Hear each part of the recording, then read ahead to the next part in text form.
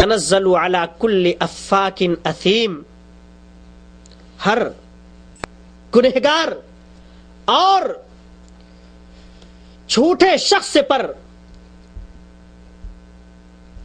اور افطرا پردازی کرنے والے شخص پر نازل ہوتے ہیں۔ اور تمہیں معلوم ہے نہ تو محمد کا کوئی گناہ تم دکھا سکتے ہو نہ گنا سکتے ہو، تمہارے درمیان 40 سالہ زندگی اس نے گزاری، تم اس کی ایک غلطی بھی نہیں پیش کر سکتے ہو کہ اس محمد نے کبھی کسی کو برا بھلا کہا ہو یا اس نے اس کے اخلاق کسی طرح سے اخلاقی گراوٹ اس کے اندر کسی طرح کی ہو۔ اور نہ تو کبھی محمد کو تم نے جھوٹ بولتے ہوئے دیکھا ہے، بلکہ تم نے تو خود انہیں صادق اور امین کا لقب دیا ہے۔ اسی طرح سے میرے بھائیوں، بزرگوں اور دوستوں، نبی کریم صلی اللہ علیہ وسلم کو ساحر بھی کہا، جادوگر بھی کہا، اور اس کا ذکر سورہ مدثر کے اندر بہت تفصیل سے ہے۔ انه فکر وقدر فقتل کیف قدر ثم قتل کیف قدر ثم نظر ثم عبس وبصر ثم ادبر واستكبر فقال ان هذا الا سحر يؤثر۔ جب کچھ نہیں بن پڑا، ولید بن مغیرہ سے یا کسی شخص سے پوچھا گیا تھا کہ بھائی آخر محمد کا کلام ہے کیا؟ یہ محمد جو کلام پیش کرتا ہے اس کی کس چیز سے تعبیر کرو گے؟ اسے جادوگری کہو گے، اس کو دیوانہ پن کہو گے، یا اسی کو کاہنوں کا کلام کہو گے؟ کیا لقب دو گے اس کو؟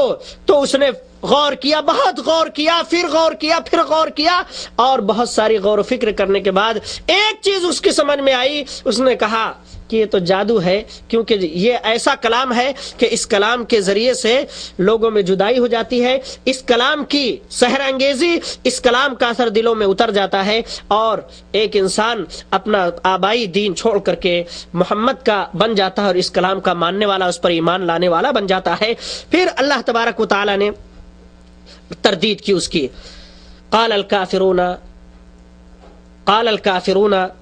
ان هذا لساحر مبین، قال الکافرون ان هذا لسحر مبین، سورہ یونس آیت نمبر 2۔ اکان للناس عجبا ان اوحینا الى رجل منهم ان انذر الناس وبشر الذين امنوا ان لهم قدم صدق عند ربهم قال الکافرون ان هذا لساحر مبین۔ کافروں نے کہا کہ یہ کھلا ہوا جادوگر ہے نبی کریم صلی اللہ علیہ وسلم کو۔ میرے بھائیوں، بزرگوں اور دوستوں، یہ اور اس طرح کے بہت سارے الزامات اللہ کے رسول صلی اللہ علیہ وسلم پر لگائے گئے، جس کا ذکر قرآن کریم نے بہت بہترین انداز میں کیا ہے۔ اللہ تبارک و تعالی ارشاد فرماتا ہے کہ وَلَا تَحْزَنْ عَلَيْهِمْ وَلَا تَكُنْ فِي ضَيْقٍ مِّمَّا يَمْكُرُونَ۔ تسلی دی اللہ تبارک و تعالیٰ کی طرف سے، تسلی پیارے نبی صلی اللہ علیہ وسلم کو بھی دی جا رہی ہے اور صحابہ اکرام کو بھی دی گئی، اور قیامت تک آنے والے ایک ایک محب رسول، ایک ایک نبی صلی اللہ علیہ وسلم کی سے محبت کرنے والے امتیوں کے لیے، ایک ایک امتی کے لیے یہ تسلی ہے۔ قرآن جب تک موجود رہے گا، اللہ کی کتاب جب تک محفوظ رہے گی، انشاءاللہ تبارک و تعالیٰ اس طرح کی تسلیوں سے مسلمان تسلی بھی حاصل کرتے رہیں گے، اور جس قدر ان کے اندر طاقت اور قوت ہوگی دفاع بھی کرتے رہیں گے۔ اللہ تبارک و تعالی ارشاد فرماتا ہے وَلَا تَحْزَنْ عَلَيْهِمْ وَلَا تَكُنْ فِي ضَيْقٍ مِّمَّا يَمْكُرُونَ۔ آپ غم نہ کریں، یہ جو آپ کو تکلیف دے رہے ہیں زبان کے ذریعے سے، آپ کو برا بھلا، آپ کو شاعر، مجنوں، پاگل، دیوانہ، کاہن کہہ رہے ہیں، آپ غم نہ کریں، اور آپ اپنے دل کو تنگ نہ کریں ان کے مکر و فریب کی وجہ سے۔ اور اسی طرح سے اللہ تبارک و تعالیٰ نے یہ بھی فرمایا انا کفیناک المستہزئین، یہ جو لوگ آپ کا استہزاء کرتے ہیں اور آپ کا مذاق اڑاتے ہیں، اللہ تبارک و تعالیٰ ان کے لیے کافی ہے۔ میرے بھائیوں، بزرگوں اور دوستوں، کون نہیں جانتا ہے حارث بن قیس خزائی کو؟ کون نہیں جانتا ہے ولید بن مغیرہ کو؟ کون نہیں جانتا ہے عاص بن وائل کو؟ کون نہیں جانتا ہے ابو جہل کو؟ کون نہیں جانتا ہے ابو لہب کو؟ اور کون نہیں جانتا ہے اسود بن یغوث کو؟ اور کون نہیں جانتا ہے اسود بن عبد المطلب کو؟ ان لوگوں نے تو بیڑا اٹھا رکھا تھا نبی کریم صلی اللہ علیہ وسلم کی تکلیف دینے کا، لیکن اللہ تبارک و تعالیٰ نے ان سب کے اوپر ایسی ایسی مصیبتیں، ایسی ایسی پریشانیاں اور ایسی ایسی بیماریاں مسلط کر دی کہ قیامت تک لوگوں کے لیے یہ سب کے سب لوگ نشان عبرت بنے رہیں گے۔ اور اللہ تبارک و تعالیٰ فرماتا ہے آپ کو کیا تسلی دی جا رہی ہے؟ ابھی میں نے بتایا کہ جتنے بھی رسول آئے دنیا کے اندر، جتنے بھی نبی آئے، ان میں سے کسی کو ان کی امت نے بخشا نہیں۔ چند لوگ ایمان لے آئے اور باقی لوگوں نے انہیں پاگل، مجنوں، دیوانہ کہا اور ان کا مذاق اڑایا اور انہیں ان کا ٹھٹھا اڑایا اور آنکھوں سے ان کے اوپر اشارے بھی کیے، اور اسی طرح سے بہت ساری زبانی تکلیفیں انہیں دیں اور جسمانی بھی تکلیفیں دیں۔ اللہ تبارک و تعالی انہی کا ذکر کرتے ہوئے نبی کریم صلی اللہ علیہ وسلم کو تسلی دے رہا ہے۔ کیا تسلی دے رہا ہے؟ وَمَا يَأْتِيهِم مِّن رَّسُولٍ إِلَّا كَانُوا بِهِ يَسْتَهْزِئُونَ كَذَلِكَ نَسْلُكُهُ فِي قُلُوبِ الْمُجْرِمِينَ۔ سورہ حجر آیت نمبر 11 اور 12۔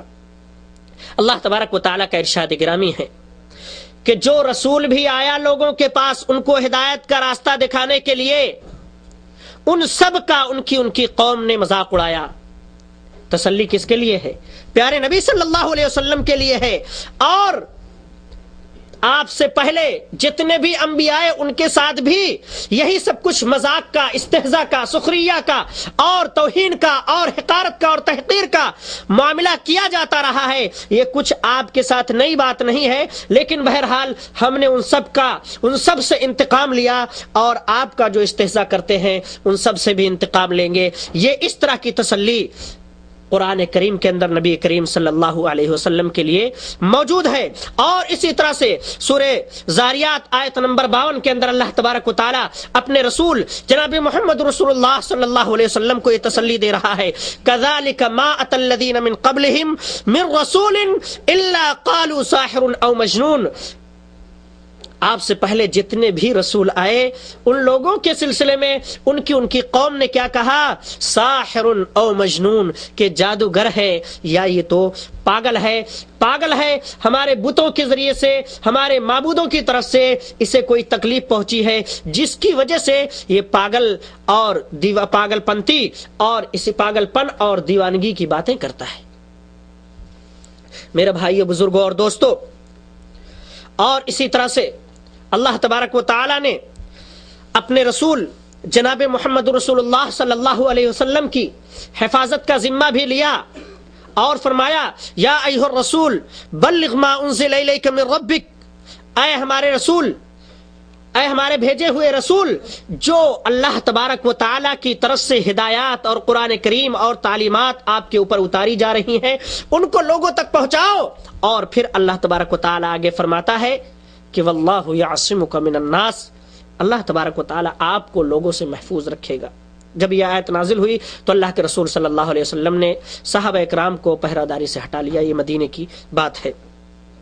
تو میرے بھائیو، بزرگوں اور دوستو، اس طرح سے اللہ کے رسول صلی اللہ علیہ وسلم کو تسلیاں دی جاتی رہیں۔ آئیے آپ صلی اللہ علیہ وسلم کو جو جسمانی تکلیفیں دی گئیں اس کا کچھ خاکہ آپ کی سیرت سے میں پیش کرنا چاہتا ہوں، تاکہ آپ کو بھی ایک طرح کی تسلی ہو اور آپ بھی اپنے دشمنوں کو پہچان لیں اور اسلام کے دشمنوں کو پہچان لیں کہ کون آپ کا دوست ہے اور کون آپ کا دشمن ہے۔ یقیناً یہ ایک وجہ ہوتی ہے، اور اس طرح سے اللہ تبارک و تعالی تمہارے دشمنوں کا کھلا ہوا چہرہ تمہارے سامنے پیش کرتا رہتا ہے، اور قیامت تک ایسا ہوتا رہے گا تاکہ تم اپنے دشمنوں کو پہچانو اور ان کی تقلید نہ کرو، ان کے نقش قدم پر نہ چلو، اور اپنے اسلام کو مضبوطی سے پکڑنے کی کوشش کرو۔ یہ اللہ تبارک و تعالیٰ کی طرف سے اے مسلمانوں تمہارے لیے آزمائش ہے، تمہارا امتحان ہے۔ بھی آگے بات آئے گی تو انشاءاللہ تبارک و تعالیٰ اس سلسلے میں باتیں ہوں گی۔ آپ صلی اللہ علیہ وسلم کے بہت سارے پڑوسی تھے جن میں ابو لہب بھی تھا۔ یہ سب لوگ اللہ کے رسول صلی اللہ علیہ وسلم کے ساتھ بہت ساری زیادتیاں کیا کرتے تھے۔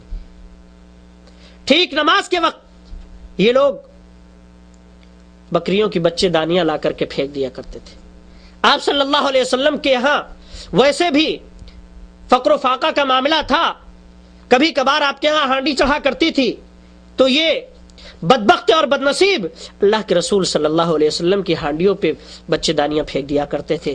اللہ کے رسول صلی اللہ علیہ وسلم جو ان کے لیے رحمت بن کر کے آئے تھے، جو انہیں اخلاق سکھانے آئے تھے، جو انہیں جہنم سے نکالنے آئے تھے، جو انہیں آگ سے نکالنے آئے تھے، جو ان کے لیے سراپا رحمت بن کر کے آئے تھے، جو پڑوسیوں کے حقوق بتانے آئے تھے، سوائے اس کے کچھ نہ کہتے تھے کہ تم لوگ